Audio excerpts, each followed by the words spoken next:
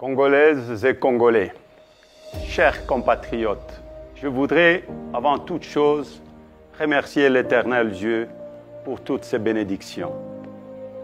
Permettez-moi ensuite de m'incliner devant la mémoire de nos compatriotes et de tous ceux qui ont perdu leur vie suite aux activités criminelles de groupes armés, internes et externes, et surtout l'étendue du territoire national, notamment à Ituri, au Nord Kivu et à Kwamut. Je renouvelle mes condoléances aux familles éplorées et à la nation tout entière. Je n'ai pas manqué dans mes prières quotidiennes de penser à nos regrettés disparus et à leurs familles. Aucun de Congolais, ni toute autre personne vivant dans notre pays ne devrait payer de sa vie du fait de l'incapacité des autorités établies à protéger les citoyens et leurs biens.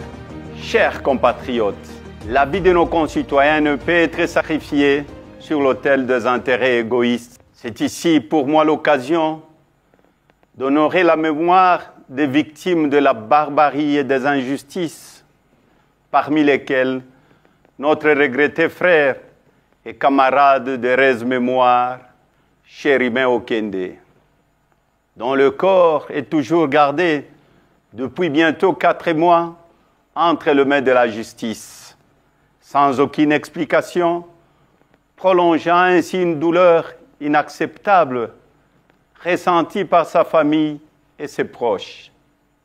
Mes pensées vont également à tous nos compatriotes qui croupissent injustement en prison pour des raisons purement politiques. Chers compatriotes, s'agissant du processus électoral en cours, le pays le plus peuplé d'Afrique centrale, la République démocratique du Congo, ira aux urnes le 20 décembre prochain pour élire son 6e président, ainsi que le représentant du peuple à plusieurs niveaux. Ce processus se déroule dans un contexte de conflit armé persistant dans la partie est du pays et suscite également beaucoup d'inquiétudes sur plusieurs plans. Malgré les faiblesses observées et plusieurs fois dénoncées, je tiens à saluer l'attitude de la CENI et la Cour constitutionnelle pour le traitement équitable des candidatures à l'élection présidentielle.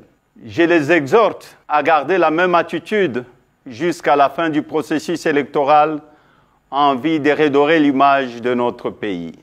Chers compatriotes, le temps est arrivé de mettre un terme à l'insécurité et aux tueries surtout dans la partie est de notre République, de répartir équitablement les richesses du pays et de dissiper la misère de la population, de mettre fin à la gabegie financière, au détournement, à la corruption et au tribalisme, de couper court à l'instrumentalisation de la justice, de doter la République d'une administration efficace, d'une armée républicaine, professionnelle et dissuasive et d'une police au service des citoyens, de restaurer l'autorité de l'État, d'améliorer les conditions socio-économiques des Congolais. Je suis convaincu que notre détermination de sortir de ces conditions de vie qui se dégradent continuellement va conforter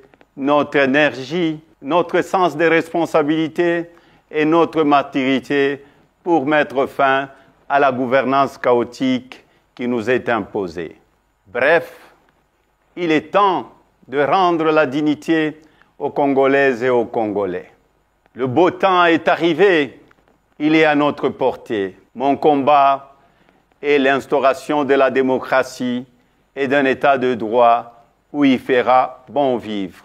S'inspirant de certains enseignements de nos illustres disparus, je citais Joseph Kasavubu, le président Joseph Désiré Mobutu, le président Laurent Désiré Kabila et le premier ministre Patrice Emery Lumumba.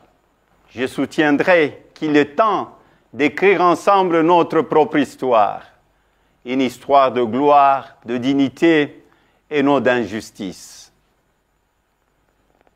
Ils nous ont appris notamment à privilégier l'intégrité et l'honnêteté, l'unité, la concorde et la cohésion nationale, la dignité du peuple congolais, l'autoprise en charge du peuple et le combat pour la liberté. Chers compatriotes, j'aimerais féliciter les autres candidats à l'élection présidentielle pour la sélection de leur candidature et leur rappeler que nous sommes tous filles et fils de ces pays. Nous ne sommes pas des ennemis, mais simplement des adversaires politiques. Les élections ne peuvent et ne doivent pas être à la base des divisions, mais plutôt à la confirmation de notre maturité politique en tant que filles et fils d'une même nation. J'en appelle donc à la cohésion et à l'unité nationale, si chèrement acquises et qui sont mises à mal par des antivaleurs, notamment le tribalisme et le népotisme. Nous devons tous de sensibiliser nos équipes de campagne et nos militants au respect mutuel et aux échanges constructifs pour le bien-être de notre pays. Par ailleurs, je demanderai à tous les candidats de s'impliquer dans le processus électoral afin que la vérité des urnes soit respectée et observée par tous. Chers compatriotes, malgré tant de mensonges, d'intoxication, de diabolisation, de montages grossiers et de manipulation à mon égard, vous avez continué à faire confiance en ma modeste personne. En dépit des intimidations, de menaces et de turbulences de tout genre, vous n'avez pas baissé le bras et vous avez milité avec détermination pour que la CENI et la Cour constitutionnelle travaillent dans le strict respect de nos lois lors de l'analyse et du traitement de dossiers de candidats à l'élection présidentielle.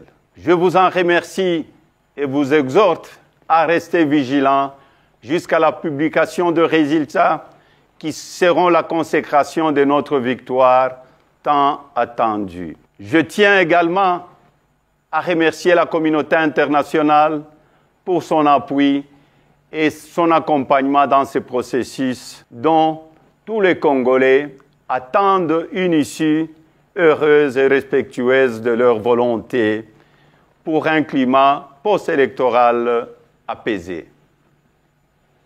Chers compatriotes, mon parti a un programme de gouvernance chiffré qui sera dévoilé au moment opportun et pour lequel nous restons ouverts à la contribution d'un chacun en vue de sa consolidation et de son appropriation pour tous les enfants de ces beaux pays que nous avons malheureusement transformés en enfer.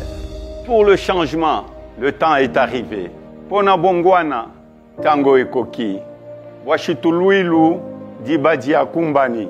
Samuna sombodolo, tangu mefwana. Kwa mabadilisho ya wakati inenea. Un autre Congo est possible. Que Dieu bénisse la République démocratique du Congo et son peuple. Je vous remercie.